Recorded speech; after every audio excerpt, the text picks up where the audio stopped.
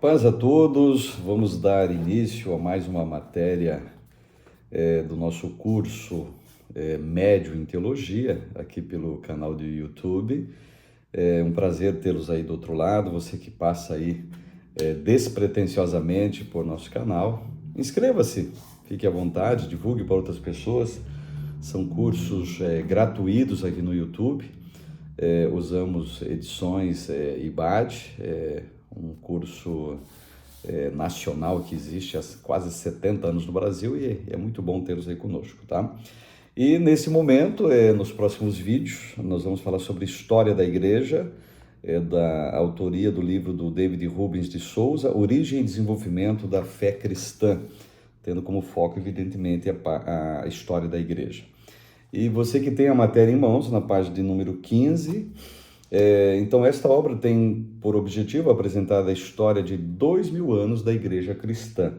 Quando pensa em igreja cristã, é lógico que a gente não está falando de placa, por mais que vão aparecer placas, denominações, corporações religiosas e assim por diante no decorrer da história, mas não é exatamente disso que a gente vai falar. Vamos olhar para a fé cristã e, evidentemente, vamos ver como que a igreja se desenvolveu ao longo desses 2000 anos de história. Na elaboração deste livro, foi tida uma preocupação, no caso pedagógica e didática, para que o texto seja acessível a todos os leitores. A caminhada começa com uma apresentação do mundo cultural, político e religioso que antecedeu o nascimento de Jesus, para a gente ter um foco na questão como que a igreja se colocou nesse posicionamento. Idade Antiga, origem e desenvolvimento da igreja. Como falei, vamos dar uma analisada no mundo social, político e religioso da época, para a gente compreender o que é que ocorreu, como que a igreja se desenvolveu, como que ela permaneceu, ora perseguida, ora aplaudida, teve altos e baixos, pessoas boas, pessoas ruins. Me parece que a gente está falando da igreja atual. Exatamente, a igreja nunca, nesse sentido, parece que ela nunca mudou, sempre permaneceu da mesma forma.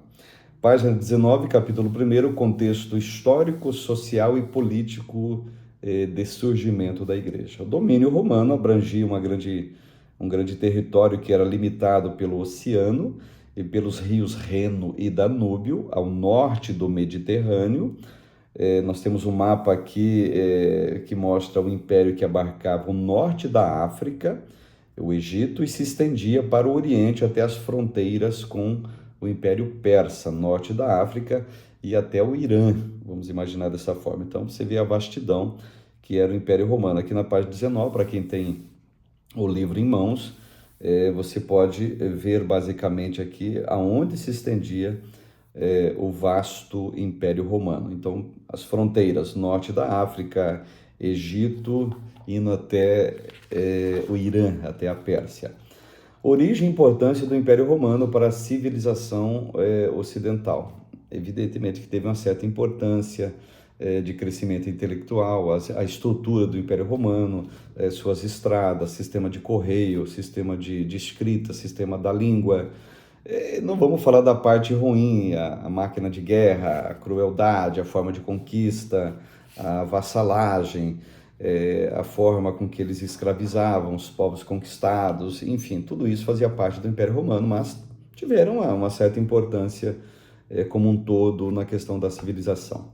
Diz a lenda que o grandioso império da antiguidade nasceu com a fundação de Roma pelos gêmeos Rômulo e Reno, já conhece a história, né? Filhos de Marte, deus da guerra.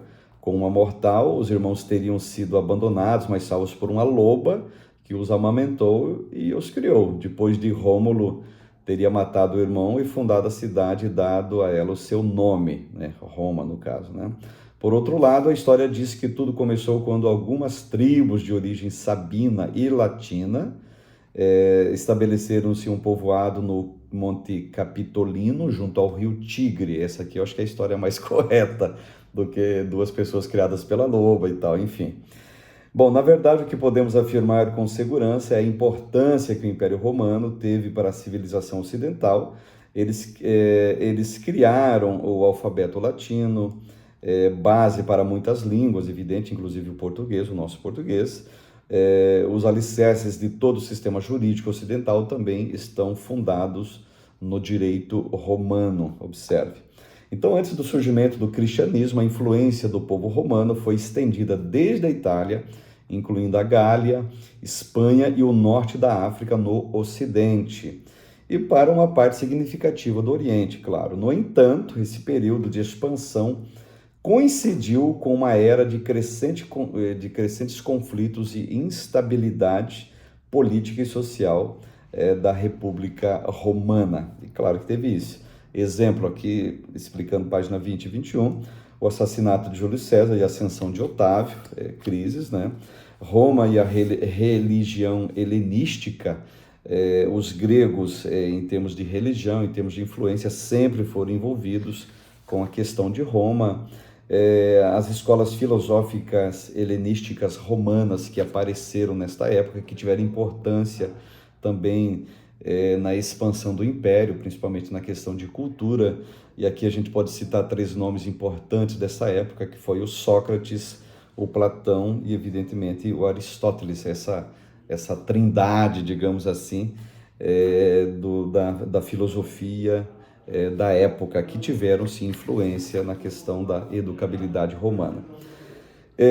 O judaísmo no período helenístico, onde ele se encontra aqui, né, página 24, nos 6 séculos anteriores ao nascimento de Cristo, o povo judeu esteve sujeito ao governo de uma série de impérios que controlaram a Síria e a Palestina. Depois da deportação de Israel para a Babilônia por Nabucodonosor, uma parte do povo retornou para a Judéia sob direção de Esdras, através da permissão do Império Persa, sob a autoridade de um sátrapa local. Foi permitida a prática dos costumes religiosos dos judeus. Isso a gente entende pelo livro de Esdras e de Neemias, que sempre foi permitido, até em cativeiro, inclusive. Você lê, por exemplo, Ezequiel capítulo 14, você vê que tem anciãos, tem líderes religiosos dentro do cativeiro babilônico. E quando eles retornam do cativeiro babilônico, os governos nunca, digamos assim, se meteram ou quiseram destruir a religião judaica. Sempre levaram a efeito, sim, a religião e nunca pararam, digamos assim, as suas crenças, digamos assim. Então, essa tolerância dos persas foi continuada pelos governos helenísticos da Judéia, os gregos, no caso, os Ptolomeus do Egito. Então, depois de 200 a.C., os Seleucidas, com suas bases de poder na Síria e na Mesopotâmia, também permitiram que eles continuaram, digamos, levando a efeito a sua religião. A Judéia, no período helenístico, era governado nas questões domésticas por um sumo sacerdote hereditário e seus conselheiros, em forma que era um estado pequeno com pouco envolvimento com seus vizinhos, no caso, a Judéia da época, tá? A gente, nesse período, tem a diáspora dos judeus também. Nesse período, é possível constatar um crescimento significativo no número de judeus que viviam fora da Judéia, como é até hoje, né? Crescimento que ficou conhecido como diáspora desde a conquista de Jerusalém por Nabucodonosor. Nessa época já teve uma pequena diáspora, claro, né? Havia uma comunidade substancial de judeus na Babilônia, observe, no Iraque, no Irã, e mesmo antes daquele período havia pequenos estabelecimentos no Egito.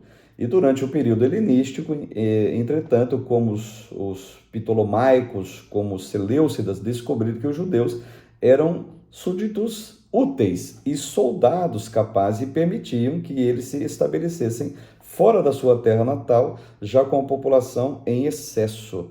Então, nesse período, houve essa, digamos, tolerância com os judeus que se dispersaram e tentaram atraí-los para fazerem parte do império, né, na realidade. As sinagogas e os líderes religiosos de Israel, nesta época, uma instituição de valor imenso que surgiu nesse período foi a sinagoga, né, porque não tinha mais templo, tiveram que ter as sinagogas, que quer dizer assembleias, né, cujas origens provavelmente retrocedem ao exílio. Era tipicamente uma assembleia de todos os judeus em um dado local, presidido por um grupo de anciãos que tinham um líder sobre eles. Essa assembleia se reunia para orar e santificar o nome de Deus, mas também para ler e interpretar a lei e os profetas. Para interpretar a lei, havia uma classe de funcionários religiosos chamados de escribas, tá? Dos quais o próprio Esdras era contado como o primeiro. Observe. Esses homens se tornaram os verdadeiros líderes religiosos do povo, tá certo? Buscar tanto expandir o alcance da aplicação da lei, como a vigilância contra a sua violação, no caso. A interpretação e o cuidado dos escribas com a lei produziram uma tradição oral que recebeu o nome de Talmud. E foi a partir do trabalho dos escribas que surgiu o movimento dos fariseus. Então, tanto fariseus quanto o Talmud. Talmud é uma espécie de livro de tradições judaicas. Vou dar um exemplo. Está lá o escriba, ele faz uma cópia da lei, e nessa cópia da lei ele vai buscar uma interpretação dela, uma interpretação para aplicar aquele momento que eles estão vivendo, por exemplo, na diáspora.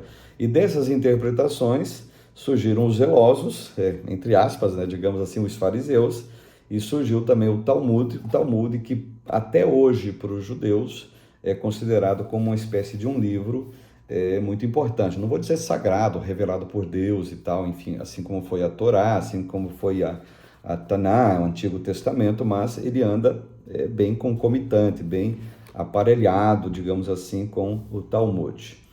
Nós temos nesse período intertestamentário também que, digamos, faz parte dentro ali do Império Romano, digamos que foi a crise e a revolta dos Macabeus. Nesse período também temos a ascensão de Herodes o Grande, né? Esse Herodes até inclusive foi o que construiu o templo, digamos, da época de Jesus, o templo que hoje está lá, as mesquitas de Al-Aqsa e a mesquita de Omar, aquele domo da rocha ali, que é um lugar sagrado para o Islã, resquícios do templo de Herodes. O Muro das Lamentações, por exemplo, hoje o Kotel Hammurabi, também é resquício do templo de Herodes. Lembrando que o templo de Herodes, ele é, digamos assim, quase que mais da metade maior do que o templo de Salomão do Antigo Testamento, do templo de Zorobabel também. Foi feito bem maior. Os grupos religiosos e revolucionários do tempo de Jesus, tá? Grupos religiosos e revolucionários, por exemplo, sumo sacerdote, zelotes, os fariseus, os saduceus, os escribas. Aqui não vou dar mais detalhes, na página 28, na página 29 também, os essênios, os samaritanos, aqui eu faço uma breve citação, habitantes do antigo reino do norte, os samaritanos, desde a época persa, reconheciam o Pentateuco como livro inspirado e o interpretavam como legitimador de seu santuário no Monte Gerizim. Observe, os numerosos conflitos com os judeus culminou na separação definitiva das duas comunidades, judeu e samaritano. Nunca se deram, tá? Então tem até textos no Novo Testamento, textos revolucionários nesse sentido aqui, étnico. Era necessário que Jesus passasse por Samaria. Então, para os judeus, por exemplo, Jesus, a passagem de João 4, a samaritana, para eles é intragável. A parábola do samaritano de Lucas 10, para eles também é uma coisa inaceitável, porque os grupos se separaram por causa, os samaritanos, eles tinham um problema sério, na visão dos judeus, claro, a sua ancestralidade, ou seja, eles eram a mistura de assírios com judeus, lá oriundos da dispersão e deportação do Reino do Norte ainda. E até hoje a região, eles não falam Samaria, a pronúncia certa é Samária. Até hoje a região de Samária é uma região bastante conflitosa atualmente em Israel. Estamos aqui no século 21, mês de dezembro, eu dizendo isso para vocês, a região de Samária é bastante conflitosa. Eu passei rapidamente nesses pontos, uma questão para reflexão, página de número 31. Fale sobre as características dos grupos religiosos e revolucionários no tempo de Jesus. O grupo religioso saduceu, os essênios, herodianos, samaritanos também estão elencados nesse grupo religioso, ok? Capítulo 2, página 33, Jesus e os discípulos, formação da igreja. Lembrando que nós estamos estudando história da igreja, a forma com que ela se desenvolveu. Bom, sabemos que o caminho foi preparado para Jesus por João Batista, o precursor do Messias, anunciado pelos profetas do Antigo Testamento. Isaías 40, verso 3, ele está falando de João o Batista. Então, João Batista mantinha uma vida ascética nas proximidades do Jordão, do Yardenite, tá? Com uma mensagem apocalíptica, anunciava que o dia do juízo sobre Israel estava próximo e que o Messias estava prestes a vir. E dizendo, Mateus 3:2, arrependei-vos porque é chegado o reino dos céus. Então, o João o Batista, ele é o precursor do Messias, ele anuncia a vinda física de Jesus e anuncia que ele era um homem digno até de desaltar a correia das alparcas do Senhor. Aqui, basicamente, começa a história do cristianismo, eu digo até no sentido nobre da coisa, e em breve a Igreja de Jesus vai ser fundada a partir deste momento.